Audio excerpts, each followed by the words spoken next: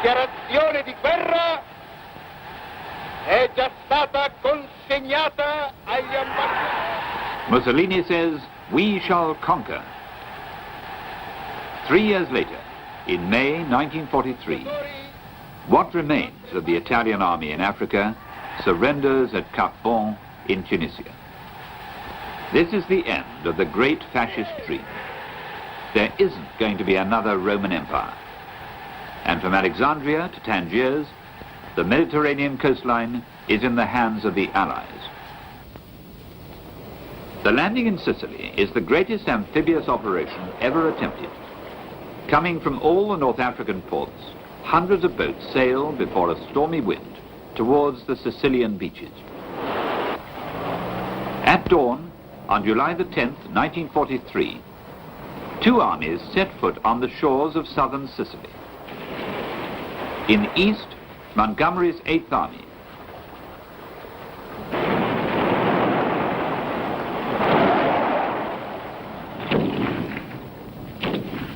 In the west, the American 7th Army under General George Patton, who, with his boots, his tourist camera, and his cowboy colt, immediately becomes the star of the campaign. In spite of a certain amount of confusion due to inexperience, the landing is a complete success. The Italian coastal divisions don't put up much of a fight. After all, as the Allies' propaganda leaflets say, why die for Hitler?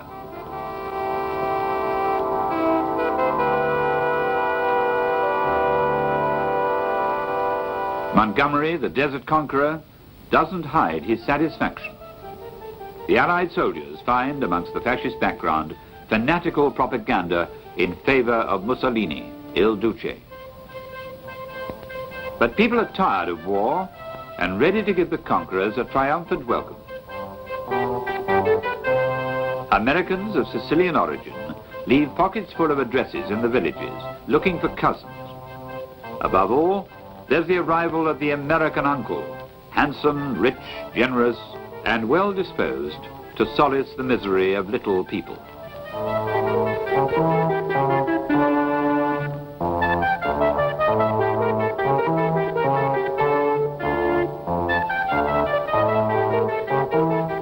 Some partisans are brought out from the shadows. People murmur that they also belong to the mafia.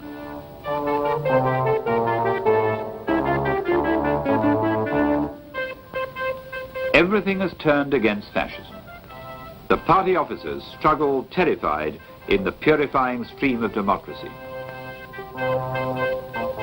Italian officials, who had found it easy to please the Germans, believed that they would have no difficulty in accommodating the new masters.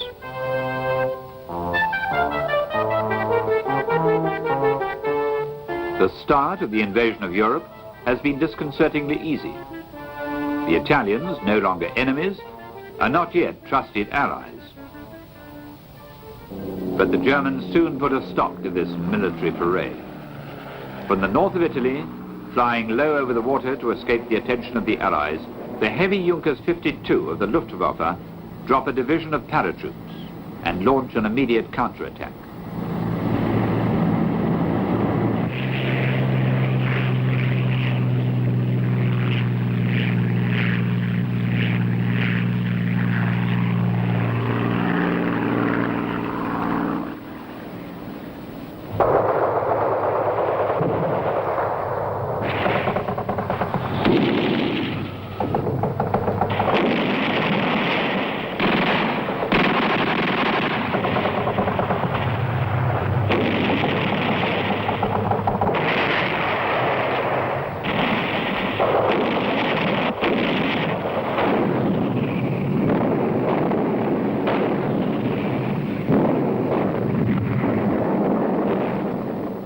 Patton, anxiously watching this sudden hardening of the situation, demands reinforcements urgently.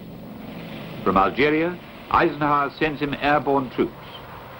But when the planes arrive above the bridgehead, the Allied anti-aircraft forces, not recognizing them, open fire. The planes disperse, and hundreds of the paratroopers are killed, shot, or drowned.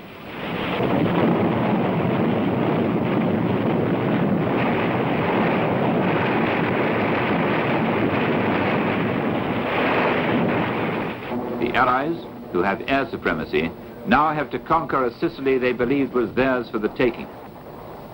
The offensive continues.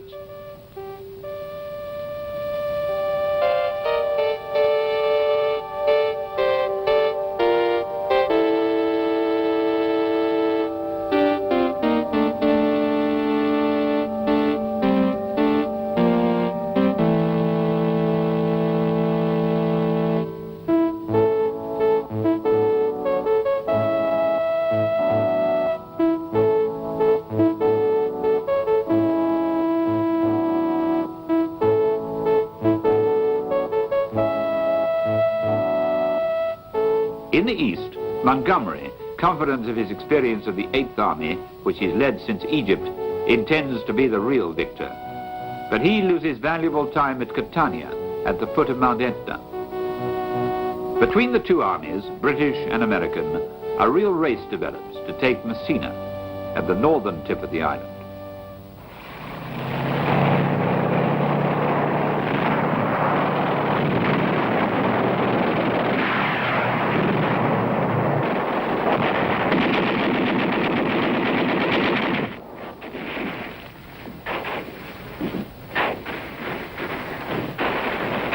The Germans, too few in number, feel the game is lost. But profiting from the splitting up maneuver of the Allies, they organize a Sicilian Dunkirk, and thanks to this, succeed in escaping to the Italian mainland with most of their equipment.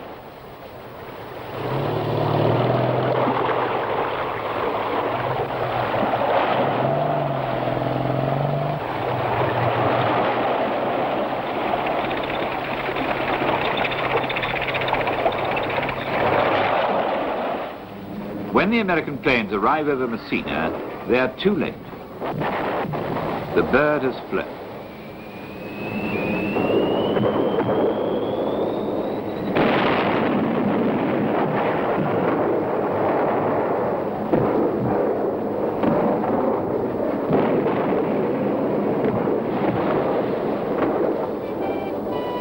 But for Patton, it's still a victory. He's sure to smoke out later the Germans who've escaped him now. Patton is first into Messina, where he welcomes the 8th Army of his rival Montgomery, as well as his own chief Eisenhower. A stupid incident mars his career for a time. In a field hospital, Patton slaps the face of a soldier affected by nervous depression. Eisenhower, on Roosevelt's orders, signifies the president's displeasure at this shameful act. Opposite the narrow channel, Ike and Monty, as the soldiers call them, are studying the Italian coast. It has taken 5 weeks to conquer Sicily, which offered little resistance. What has the Battle of Italy got in store for the Allies?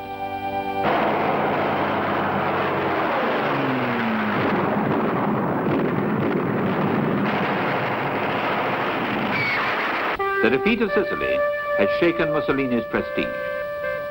Il Duce calls a meeting of the Fascist Grand Council for July the 24th, 1943. It's agreed on a vote that the king will be restored as commander-in-chief in place of Mussolini. The next day, Mussolini goes to confide his difficulties to the king, Victor Emmanuel III. It's a trap. As he leaves the royal palace, Mussolini is arrested on the king's orders. He is taken away in an ambulance. As soon as the news gets out, the crowds rush into the streets and knock over the emblems left by 21 years of the fascist regime.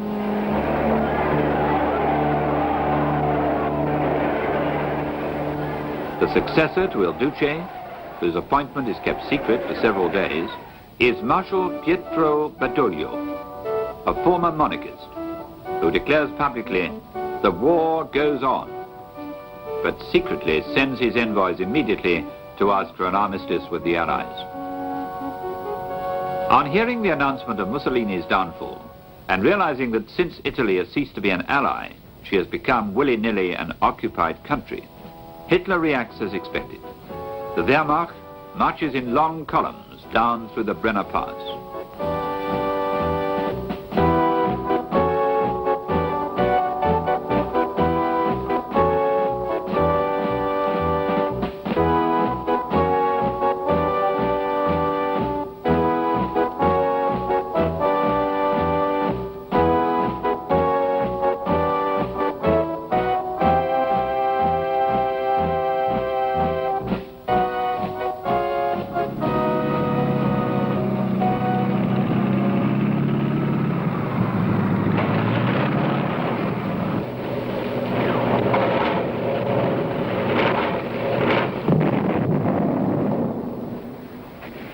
Inside Rome, the Italian army attempts resistance.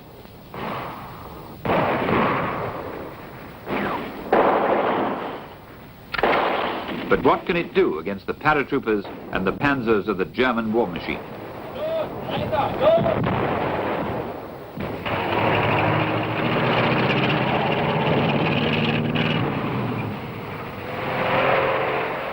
The post of Commander-in-Chief of the German troops in Italy is entrusted to Marshal Kesselring, an ex-pilot who went to school with Rommel. For the German divisions coming out of Russia, Italy seems by comparison a holiday resort.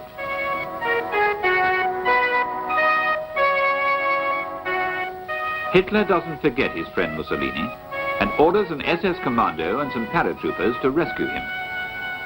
Their leader is a scarred giant, Colonel Otto Scorzeni. Mussolini is being detained in a mountain palace on the Gran Sasso in the Abruzzi. It's there that Scorzeni finds him on September the 12th, 1943.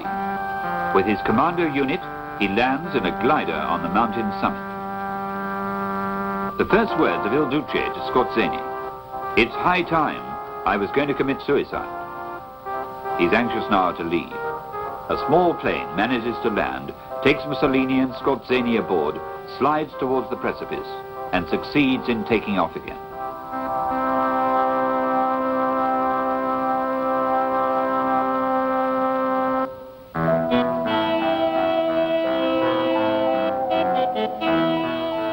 Several hours later, Hitler welcomes the fallen Duce to his General Field headquarters in East Prussia.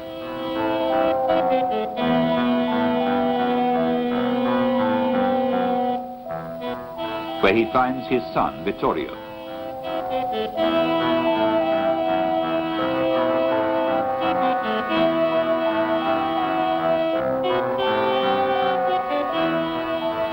Mussolini is feted and comforted. No question of suicide or exile.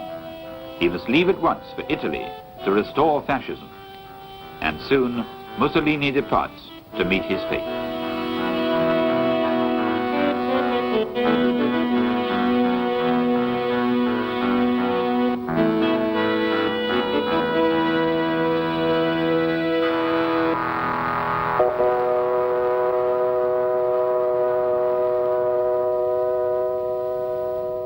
At Milan, he finds again the enthusiastic crowds of before the war. Those who betrayed him will be executed, and this includes his son-in-law, Count Ciano. But Il Duce is only a shadow of his former self, watched over, if not actually guarded, day and night by officers of the SS, the officers who at the end of the war would abandon him to the partisans. After Sicily, the Allies envisaged an immediate landing to the north of Rome. However, the Supreme Command adopts a more prudent plan: to land in the south on September the 8th, the day of the Italian armistice. The British at Taranto, the Americans at Salerno. But at Salerno, nothing goes according to plan. The Germans are everywhere, standing fast on the beaches of Salerno, entrenched in the hills. They open fire on the Americans on sight.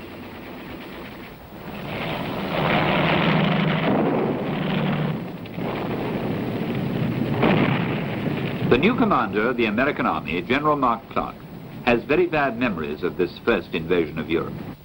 Mr. Churchill, he referred to the Mediterranean as the soft underbelly of Europe. And it became my job to slit that soft underbelly later, and I found instead it was a rather tough old gut.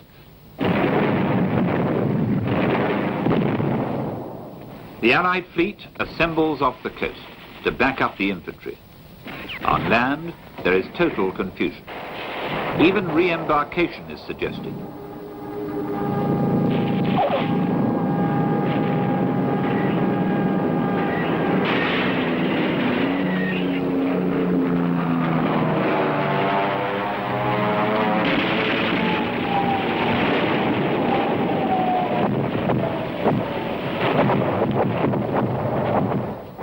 In 10 days, there are thousands of wounded.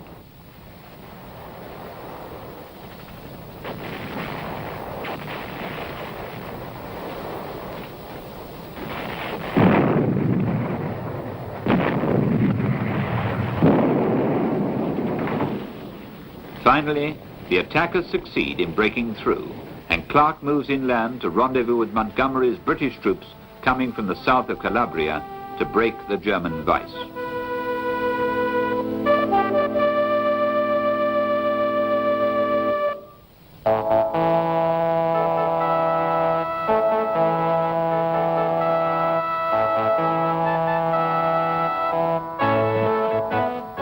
On October the 1st, 1943, the Allies enter Naples, in the midst of ruins, refugees, and a population which at the same time is both terrified and relieved.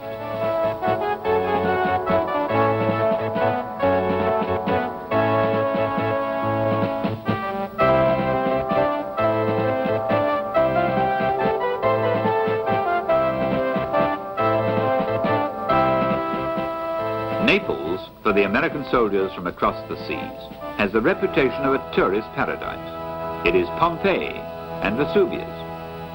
But the volcano becomes active, and the eruption adds to the miseries of war.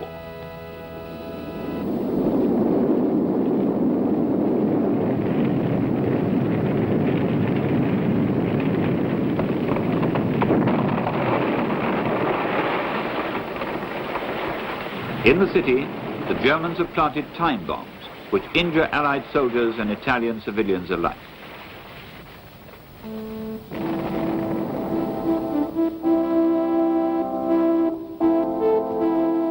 Naples is a shambles, and the people try to survive in any way possible. For General Clark, Naples is the greatest port in southern Italy, to which reinforcements can be sent. He is anxious now to open the road to Rome.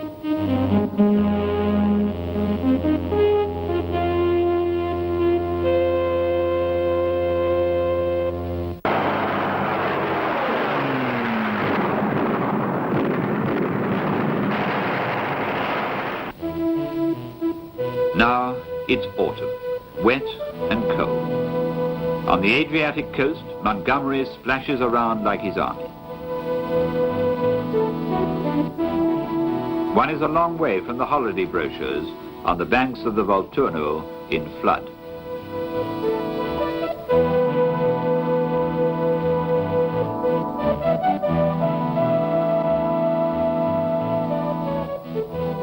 During this rainy autumn, the Allies have at great cost reached the river Volturno, while the Germans have established a line of defense along the rivers Rapido and Garigliano, the Gustav line.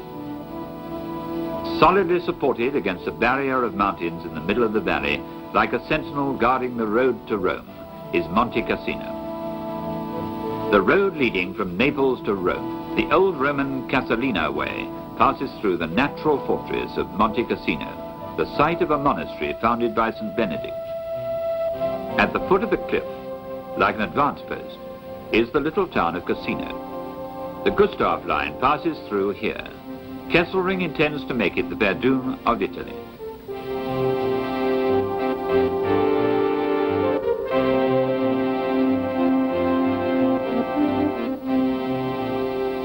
This mountainous barrier of over 150 kilometers slices right across the Italian boot. For 6 months, it becomes a German rampart.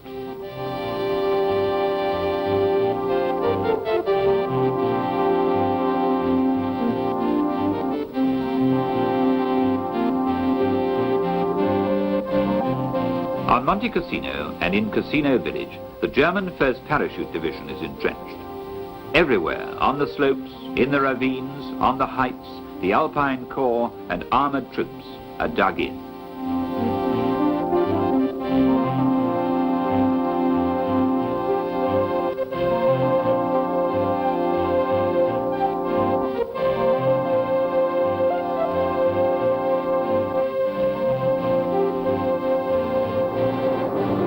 The Americans prepare an advance, led by tanks and trucks, a sort of lightning attack.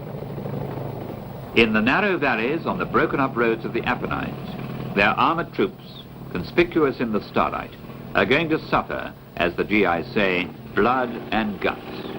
They will be easy prey for the German 88mm guns concealed in the peaks.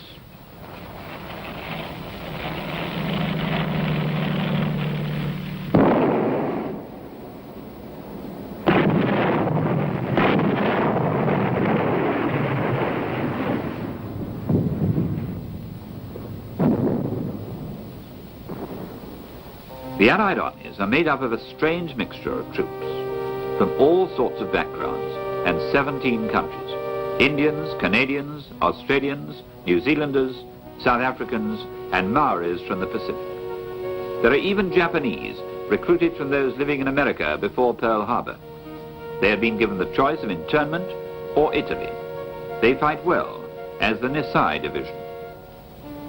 Badoglio's Italians have reconstituted a mountain division. Brazil has sent a contingent.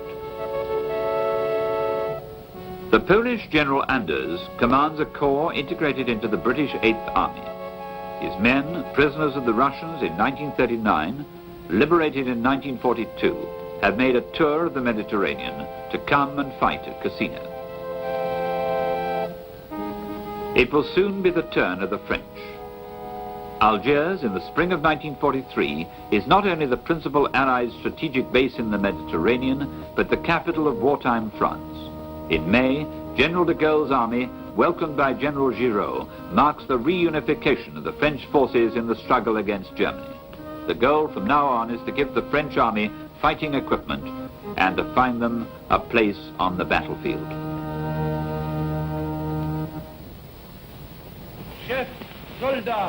Commanders, soldiers, marine, airmen, officers, French colonists from North Africa, rise, help our allies, join them without reservation. France at war needs you. All those who have the courage to start again, despite treason and the enemy, are already approved, welcomed, and acclaimed by all French combatants. Those who had escaped from occupied France, thousands of young volunteers, landed in Algeria.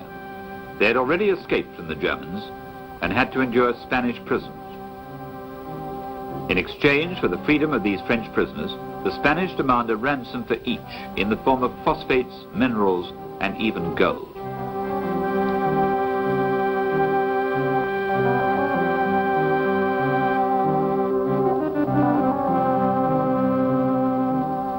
On all sides, in Algeria, Tunisia, and Morocco, Muslims and Europeans come forward to enlist.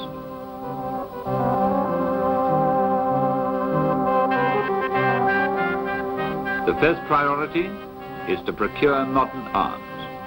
Giraud and de Gaulle have obtained from the Allies sufficient modern equipment for their growing forces, and the Americans are the principal suppliers. Astonished, the French soldiers, who had fought in Tunisia with miserable material, discover the wealth of the American arsenal.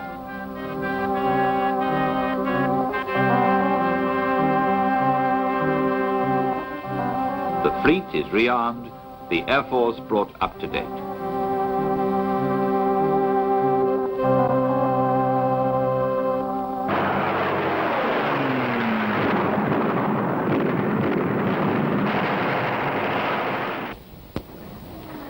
The American advance towards the Gustav Line soon strikes the advanced German defenses.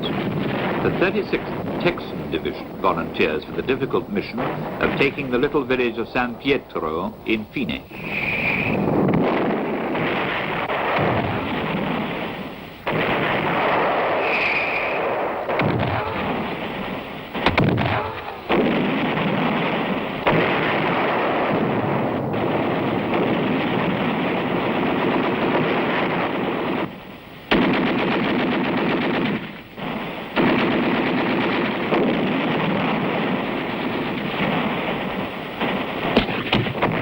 Gradually, the combat takes on the dimensions of a great battle, longer and longer, bloodier and bloodier. The Texas representatives protest violently to the American Congress about the sacrifice of the 36th Division.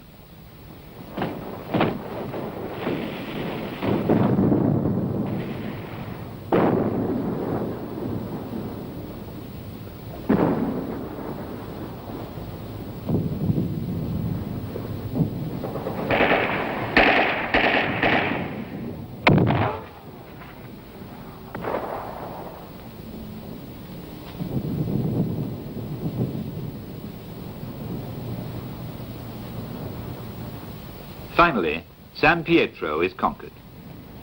Several prisoners are taken, and the dazed, unhappy civilians find freedom again.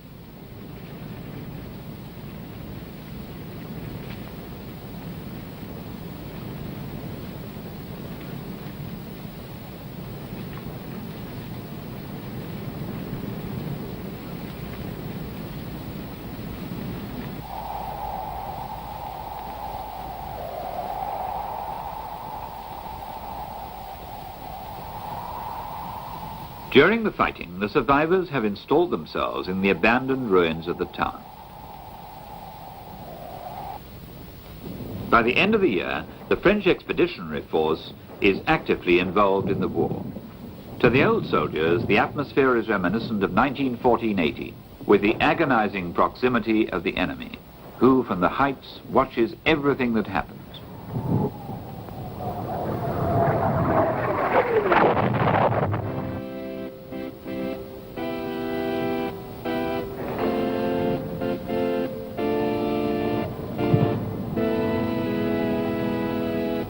On January the 3rd, 1944, Juin gets his power of independent command from the Allies.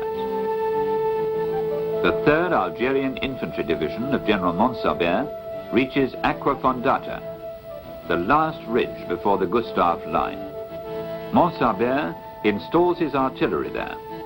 Now they must climb down into the valley opposite the well-entrenched enemy by a dizzy road which has earned the nickname of Death Road.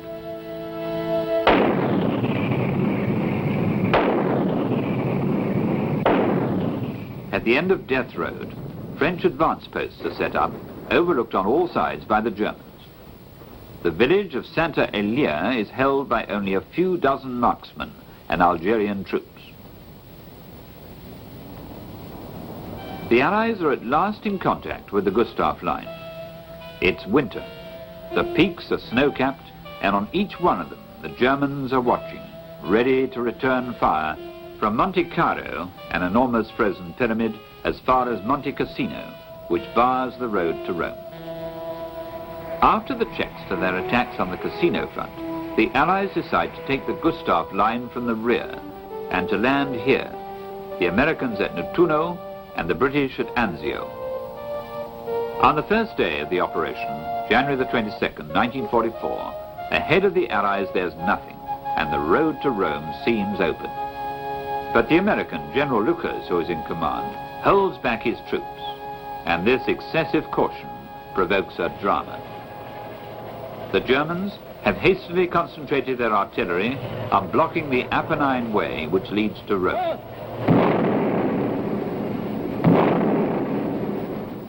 An enormous gun on the railway undertakes a systematic pounding of the bridgehead.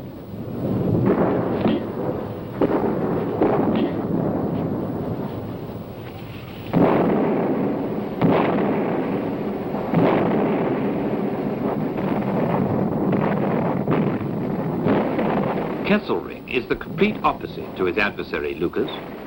While the American is slow to react, the German replies in crushing fashion. To demoralize the Allies from Anzio, he invents the slogan, "Bridgehead, Deadhead."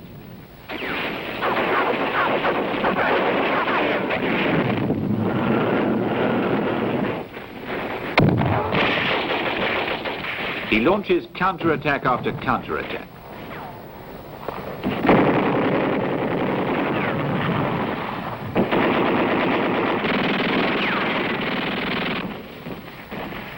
He captures a battalion of American Rangers who are about to march to Rome to impress the Italians. General Lucas is relieved of his command, but from now on, the Allies are on the defensive. The Anzio operation, which was going to be such a brilliant success, becomes defeat. There, the Allies are overwhelmed by the German artillery. There are few survivors. Anzio is a flop. The Americans launch a new attack on the Cassino front. The French Expeditionary Force, installed on the right in the Venafro-Aquafondata-St. Helier sector, is entrusted with a diversionary maneuver in the direction of Mount Belvedere. Down in the valley, the Americans themselves are going to attempt to cross the river, which separates them from Monte Cassino, the Rapido.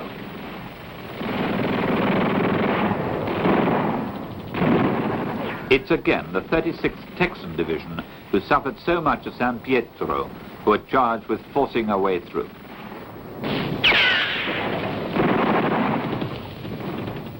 Utter failure. The 36th Texans stagger back exhausted to their starting point, having lost 1,600 men. Opposite Monte Cassino, the Americans, worn down by the Battle of the River Rapido, are relieved at the beginning of February by a British force commanded by the New Zealander General Freyberg.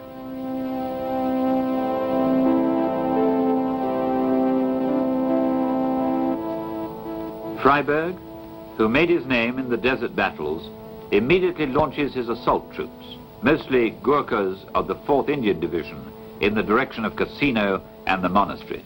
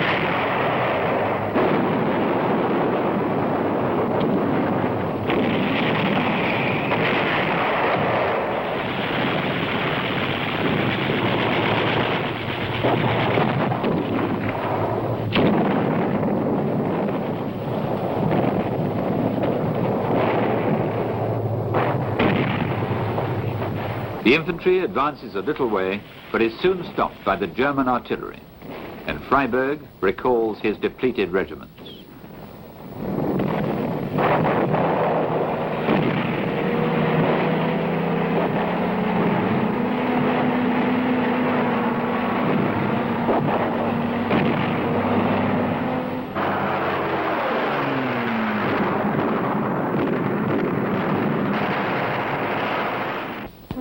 Surrounded by smoke, like a volcano, Monte Cassino dominates the battlefield. It obsesses everyone, soldiers and generals alike.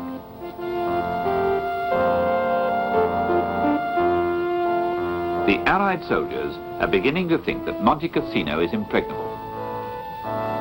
They believe the Germans are using the monastery as a fortress, and in the British and American ranks, a hatred of the monastery is developing. But at this time, the monument is still intact, and the only living quarters are those of the monks and refugees.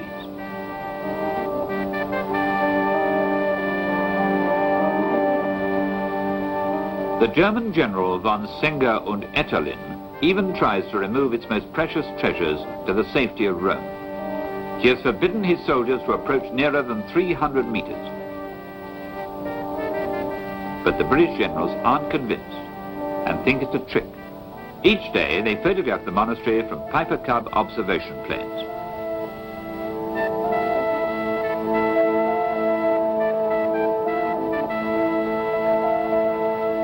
General Freyberg then declares that he will stop attacking so that the monument will not be destroyed. In Allied headquarters, the matter goes up to Field Marshal Alexander. Discussion is lively. General Clark, for his part, is against bombardment. I was surprised, for I did not think that it was the thing to do to destroy such an ancient work, and I would be glad to do it if the enemy was using it. But our intelligence revealed that the enemy was not using the abbey. And then, too, I knew from experience that when you destroy a great edifice, the rubble makes a better defensive work than before. General Clark, did you point that out to General Freyberg? Oh, yes, I did, and we discussed it. I appreciated his point of view, and I discussed it at length. I discussed it with General Alexander, who got into the picture because General Freyberg asked him to intervene. And so finally, General Alexander asked me to bomb the abbey. And I said, I will do it if you give me orders to do so, which he did. In the hope of saving the 1,000 Italian refugees who had claimed asylum from the Benedictines before the bombing began, leaflets are fired in special shells.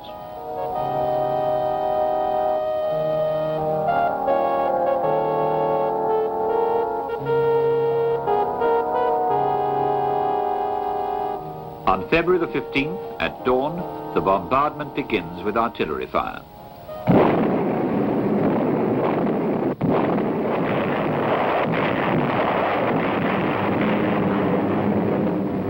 Then, hundreds of planes fly from Sicily and Naples towards Monte Cassino.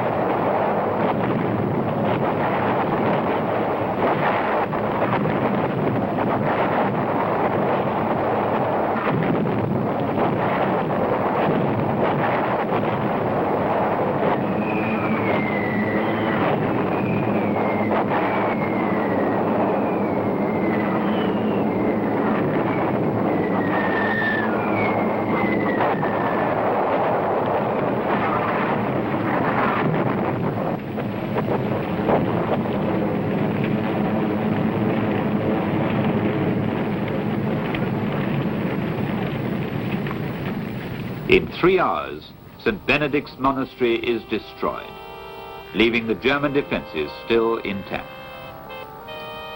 The ruined monastery is taken over by the Germans and makes a fairly effective strongpoint.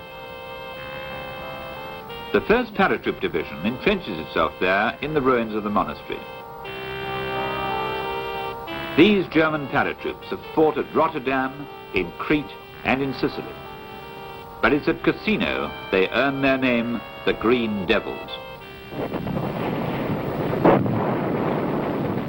The day after the bombardment, General Freiberg launches a new frontal attack.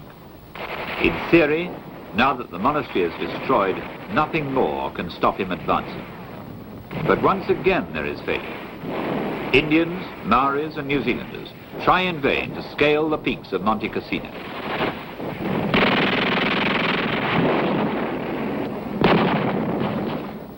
At the end of 3 hours, Field Marshal Alexander gives the order to stop the assault.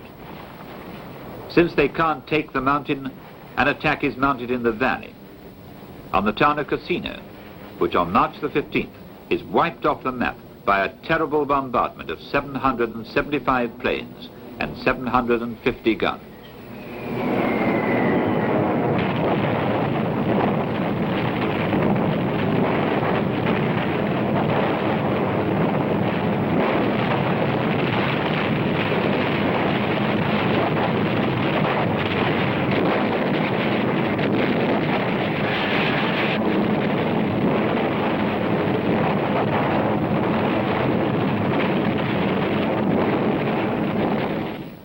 Immediately, the New Zealanders, reinforced by Canadian and British tanks, advance. Battle is joined in the ruins, which are held by only 150 German paratroopers.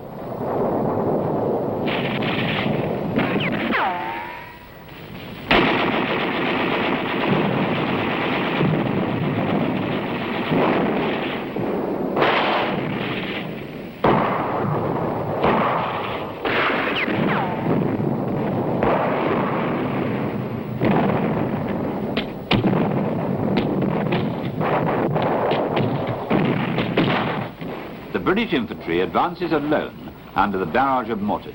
The tanks, stopped by the mass of ruins, are unable to follow.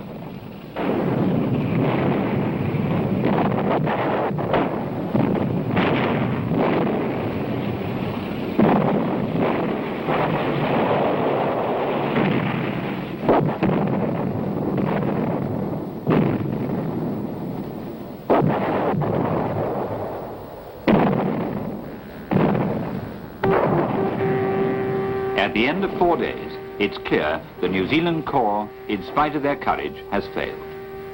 All that remains now is to call a truce, to allow each side to collect their wounded.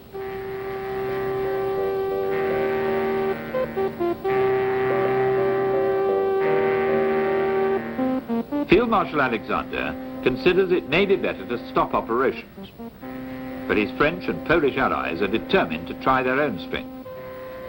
The French General Juin makes an outflanking attack on the left, while the Polish corps of General Anders make a final frontal assault on the mountain strongpoint.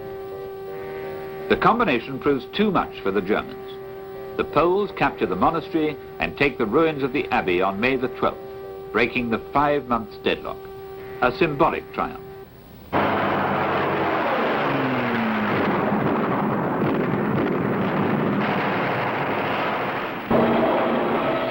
The Germans are now in full retreat, harassed by the Allied Air Force, who have undisputed mastery of the skies.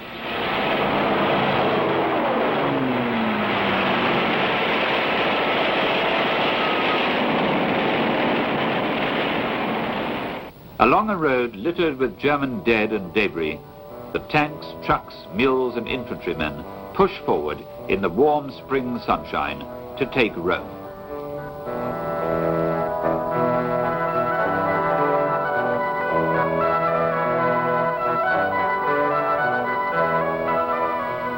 High in the mountains, the 22,000 Moroccan scouts of General Guillaume sweep from ridge to ridge.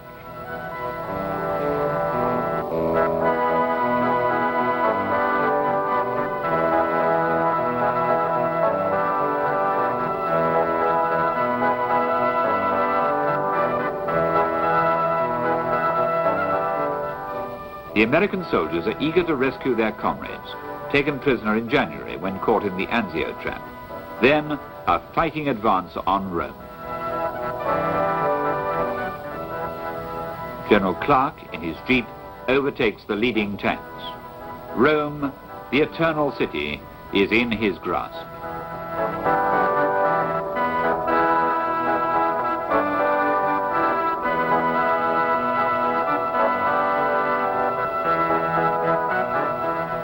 The Germans evacuate in haste to the north, and their departure is secretly filmed by an Italian cameraman.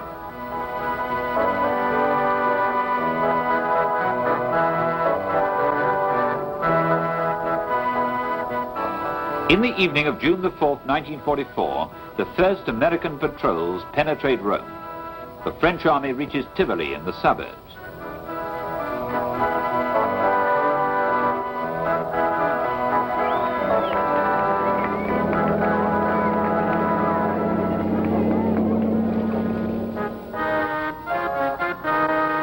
The next day, Clark and Juin meet up, and they inspect the city together.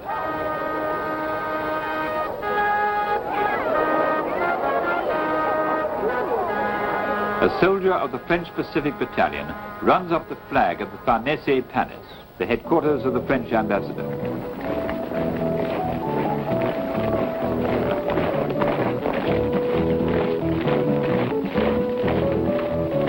On June the 6th, the French troops march into Rome, and the British hold a parade.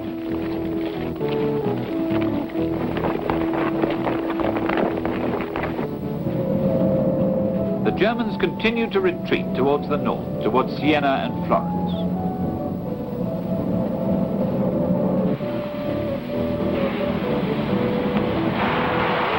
But they're still disciplined troops and still dangerous, leaving behind them mines and traps, blocking roads, blowing up bridges.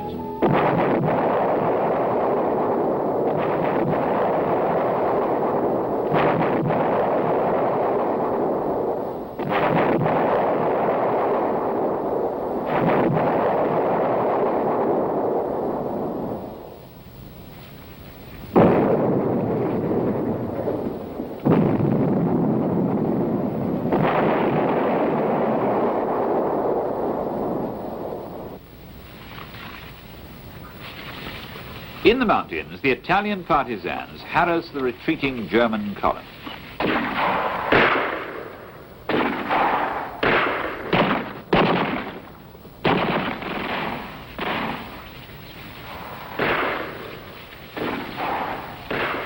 The Germans react ruthlessly, and all those partisans captured are summarily executed.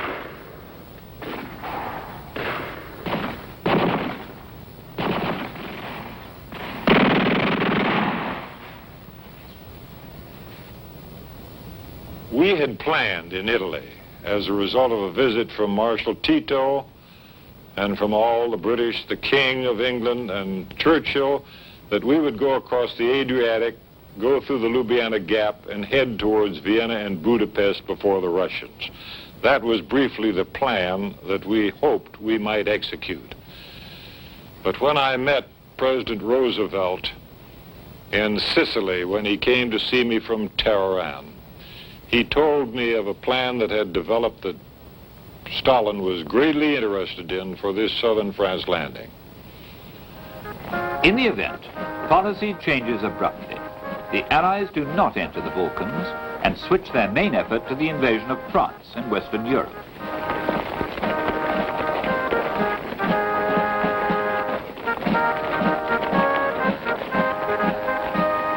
The French army in Italy takes Siena undamaged amid scenes of medieval triumph, and the Italian campaign is virtually ended.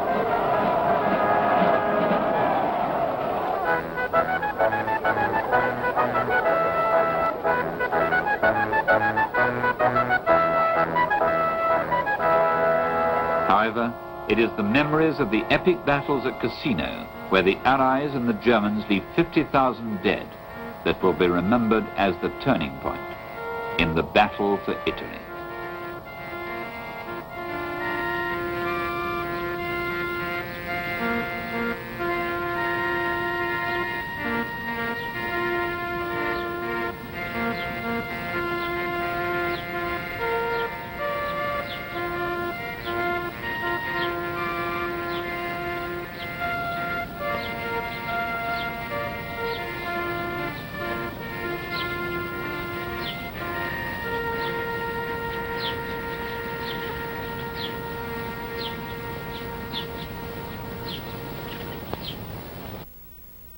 The battle you have just seen was one of the decisive battles of the Second World War, a war that affected the destinies of men and nations the world over. The film you have just witnessed was discovered in film libraries all over the world and painstakingly edited to show you the incredible impact these individual battles had on the outcome of this most devastating of wars. The world, thanks to these films, will never forget the tremendous effort put forth by all people included in the big battles.